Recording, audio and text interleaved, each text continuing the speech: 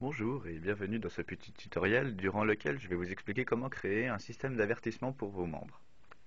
Alors par exemple, vous l'avez vu sur le forum de Forum Actif, nous voyons un système d'avertissement, c'est-à-dire que chaque fois qu'un membre enfreint une des règles de votre forum, par exemple avec une insulte ou des doubles voire triples posts, vous pouvez leur mettre des avertissements et à une certaine limite d'avertissement, par exemple 3, 4 voire 5, vous pouvez le bannir pour une durée plus ou moins longue, voire définitive. Donc ce système d'avertissement par image, c'est ce que je vais vous expliquer aujourd'hui via ce tutoriel. Commencez donc par vous rendre dans votre panneau d'administration. Allez ensuite sous l'onglet Utilisateurs et groupes, puis sous Profil.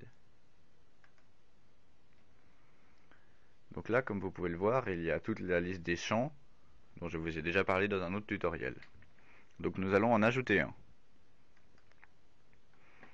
Cette fois-ci, comme type, vous choisissez une liste d'images. Comme nom, vous pouvez mettre ce que vous voulez, avertissement par exemple. Ensuite, une description si vous le voulez, comme changer la couleur, c'est si vous voulez. L'URL de l'icône, vous ne mettez rien. Obligatoirement rempli, vous ne mettez rien non plus. Et vous mettez l'affichage dans le profil des messages, en général.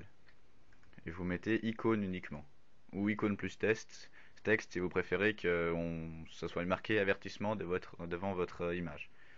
Et ensuite, pour modifier seulement les modérateurs, évidemment. Alors après, ça c'est à vous de voir. Si vous préférez que même les invités voient les utilisateurs bannis ou avertis, ou seulement les membres. Le séparateur, vous ne le touchez toujours pas. Alors ensuite, il y a la liste d'images. Donc c'est la liste d'images que vous allez devoir utiliser pour les différents statuts de vos utilisateurs.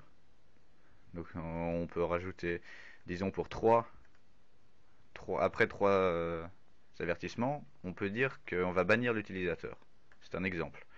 Donc il faut en créer 4 avec comme texte alternatif, c'est-à-dire que lorsque un utilisateur passera la souris par-dessus l'icône, il verra ce texte. Donc voilà, on crée des textes alternatifs pour 1, 2 et 3 avertissements, et un pour le banni.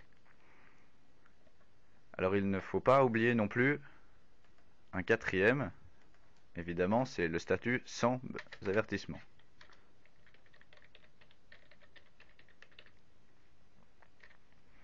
Et vous mettez celui avec sans avertissement, vous le mettez par défaut.